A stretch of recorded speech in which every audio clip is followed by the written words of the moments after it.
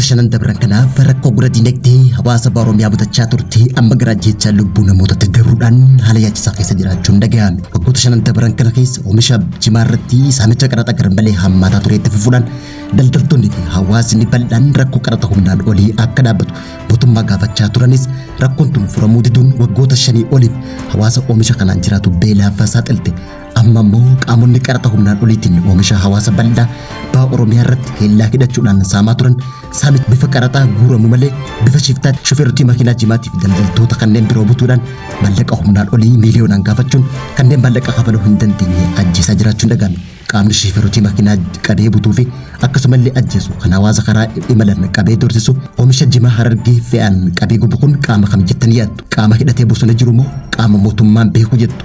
Yaada keessan nuuf qodaa isiniin jecha taateewwan shiftummaa dhiinna kana jecha lubbuuf saamichaa taasifamaa jiru irratti waan qopheessine kan isin biraan geenyu ta'a. Daawwattootaa fi hordoftoota lammii miidiyaa nageenya keenya bakka jirtan maratti sana dhaqabu. Amma kallattumaan odeeffannoo teenya waa'ee saamichaa fi shiftoota baha Oromiyaa irratti dinagdee laaffisuu fi uummata baha Oromiyaa dadhabsiisuuf taasifamaa jiru irratti waan qopheessine qabna. Kanaaf odeeffannoolee teenya kanneen biroo isin biraan ga'uudhaaf tartiiba galfanneeti jirra. Hanga dhumaa sagantaa teenyatti nu hordofan afeerra teenya.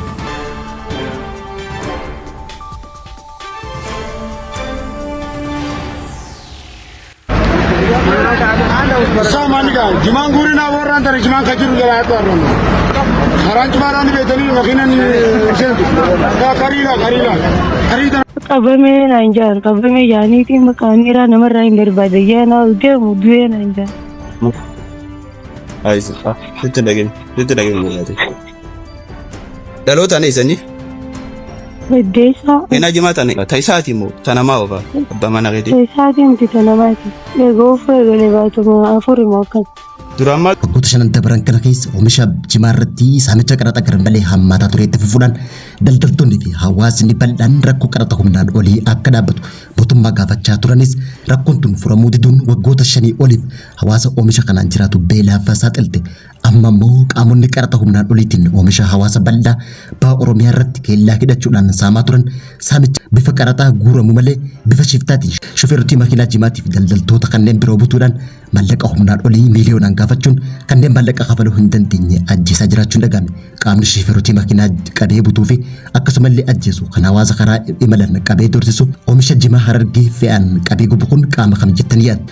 Saamicha waggaa shanii oliif bifa qaraxaan daandii Harargee Finfinnee geessu godina Harargee lixaa Bordoddee irratti taasifamaa ture amma gara hawaasa bal'aatti dabruun Oromoota haalli nageenyaa daandii guddicha Harargee irraa kaasee Adaamaa hanga Finfinnee jiru yeroo ammaa tana sadarkaa yaachisaa irraan ga'ee jiraachuu himan. Kanaanis shiftoonni karaa irratti gurmaa'uudhaan daldaltoota shofeerotii fi imaltoota ajjeesuudhaan kaan saamuu butuun qarshii gaafachuu fi oomisha jimaa fe'ame makiina irraa buusuun gubaa jiraachuun himame. Akka shofeeronni fi imaltoonni daandii Finfinnee Harargee geessu deeman himanitti rakkinni kun oomisha jimaa qofa otoo hin taane geejjibaaf sochii dinagdee biyyattii guutumatti laamsheessaa jiraachuu himanitti jiran. Shiftoonni kunneen erga gurmaanii qaraxa jimaa humnaan ol saamaa turan yeroo ammaa tana immoo oomishaalee Harargee labeenii gara magaalaa Finfinnee dhufan irratti tarkaanfii fudhachaa jiran yaachisaa ta'uu dibame. Dhiyeenya kana saamichaaf ajjechaa namoota jalqabaniin makiinaa jimaa qofa odoo hin taane makiinaawwan loowwanii fi re'ootaa fi oomishaalee midhaanii kanneen biroo fe'an irratti tarkaanfii fudhachuu jalqabaniin shofeerota qabanii butuun ajjeesuu makiinaa rasaasaan rukutuu karaa bulchuu fi oomisha akka jimaa fa'aa eega qabaniin booda daldaltoota maallaqa irraa saamaa jiraachuu himan. Hanga ammaatti lubbuu shofeerotii ja'a kan ajjeefame yoggaa ta'u imaltootaa fi shofeerota jidduu kanneen butamanii achi buuteen isaanii dhabaman eessa akka geeffaman kan hin beekamne ta'uun ibsame. Dhimma kanaaf ammoo komiin hawaasa biraa ka'aa jiraatullee mootummaan hanga ammaatti deebii kan hin kennine ta'uu isaati.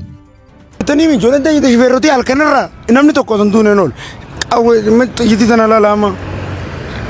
Uummata keenya qabeenya uummata Oromoo laala rabbi sodaadhaati.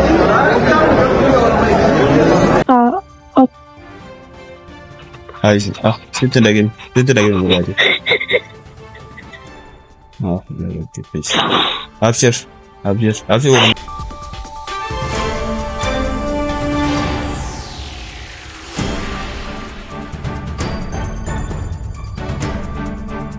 Odeeffannoo teenya gaba biraatiin waajjira ministeera muummeetti gorsaan ministeerota baha Afrikaa obbo Geetaachoo Raddaa haala jiru irratti yaada kanneen ministeerri muummee Itoophiyaa Dr. Abiy Ahmed ammatti waraana seenuu fedhii akka hin qabne ibse. Obbo Geetaachoo Raddaa waltajjii waloo gamtaa humnoota Tigraay guyyaa kaleessaa taasifamte irratti haasoo taasiseen mootummaan federaalaa ammatti lolatti seenuu fedhii akka hin qabne ibsuudhaan mootummaan rakkoo siyaasaa keessatti Tigraay furuuf fedhii qabaachuu dubbate. Haa ta'uti malee dursisni dursaan TPLF Dabratsiyoon Gabra Mikaa'el ifatti agarsiisaa jiru gara waraanatti kan nama geessu ta'ullee garuu mootummaan dhimma kana obsaan ilaaluun murtii mootummaa federaalaa obsaan waraana kanarraa if qusachuun murteesse kan galateeffatamu ta'uu obbo Geetaachoo Raddaa haasawaa isaan dubbate. Ministeerri muummee Itoophiyaa Dr. Abiyyi Ahmed fedhii waraanatti seenuu hin qabu kan jedhe obbo Geetaachoo Raddaa haalli kun umrii garee Dabratsiyoon Tigraay keessatti kan gabaabsuu fi jijjiirama nagaa akka dhufuuf kan karaa saaquu jechuudhaan dubbate. Kaayyoon mana marii nagaaf jijjiirama Tigraay ilaalchisee kan dubbate obbo Geetaachoo Raddaa waltajjiin tun waltajjii mootummaa bakka buutuu miti jechuudhaan ibsee jira.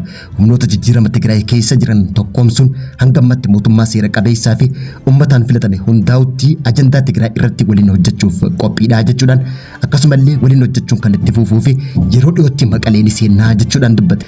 Yeroo gabaabatti Maqalee akka seenu shakkii hin qabu kaje obbo Geetaachoo Raddaa kaayyoo kana galmaan gahuuf dhiibbaa siyaasaa garee Dabratsiyoon irratti taasifamaa jiru. Obsi mootummaa federaalaa gara kanaaf qabu dhumataa jiraachuu fi hawaasni addunyaa jijjiirama Tigraay keessatti fiduuf qophii ta'uu akka qabeenyatti kan laalan ta'uu dubbate. Manni marii haaraan caamsaa 17 bara 2026 magaalaa Finfinneetti walgahiin eebba isaa kan raawwatame waggaa ta'u paartileen akka Salsaay Wayyaanee, Baayitoonaa Paartii, Areenaa Tigraay fi Tinsaayee Sabaatti Indeertaa dabalate paartileen siyaasaa Tigraay shan kan keessaa qabu ta'ulleen ibsame.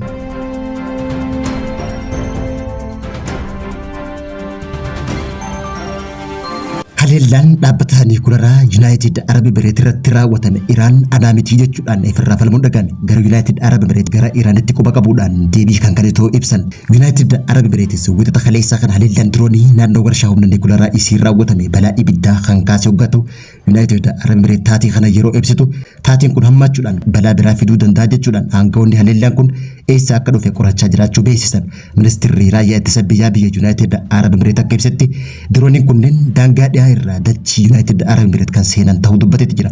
Akka yaada ministeera kanatti dirooniin kun Iraan irraa dhukkaafamuu kana keessa waggaa ta'u dirooniiwwan kunneen dirooniiwwan lama kan addaan citan waggaa ta'u inni sadaffaan immoo jenereetarii elektiriikii naannoo qaama warshaa anniisaa Niikularaa Baarakaa Abudaabii keessatti argamu rukutee balaa ibiddaa akka kaasee ibsatee jira. Qondaaltonni mootummaa Yuunaayitid Arab Emireet akka himanitti hanga ammaatti miidhaa kan hin geenyee fi sadarkaa rageenya raadiyooloojii naannoo saniitiin akka fashalaa'e beeksisan. Ministeerri dhimma alaa Yuunaayitid Arab Emireet taatii kana akka gocha weeraraatti fudhachuu kan ibse waggaa ta'u Yuunaayitid Arab Emireet weerara kamiifuu deebii kennuudhaaf mirga akka qabdus ibsiteeti jirti. Bakkeewwan Niikularaa nagaa irratti xiyyeeffachuun seera idil-addunyaa murteewwan dhaabbata mootummoota gamtoomaniitii fi qajeeltawwan seera namummaa ifatti kan cabsan ta'uu himan. Ministeerri Yuunaayitid Arab Emireet nageenya biyyattii miidhuuf yaalii godhamu kamuu cimsinee morminaa jechuudhaan dirooniiwwan kunneen eessatti akka furgufame hanga ammaatti qondaaltonni kan ibsan yoo ta'u biyyi Yuunaayitid Arab Emireet erga waldhabdeen kun ka'e asitti Iraan haleellaa bobaatii fi bu'uuraalee dinagdee irratti raawwatamu duubaan akka jirtuu fi irra deddeebitee Iraan himachaa turuun ni beekamti. Dhaabbanni to'annoo Niikularaa dhaabbata mootummoota gamtoomanii haala jiru itti dhiyeenyaan hordofaa akka jiru ibse. Daayirektarri olaanaan Raafaa'eel Girooser taatii kana baay'ee yaaddoo akka qabu ibsuudhaan sochii waraana nageenya Niikularaa balaadhaaf saaxilu fudhatama akka hin qabne dubbate. Daawwattootaa fi hordoftoota Lammii Miidiyaa irraa odeeffannoon teenya guyyaa irraatiif qopheessine kan gammaatti isin biraan gahaa turre turtii gaarii.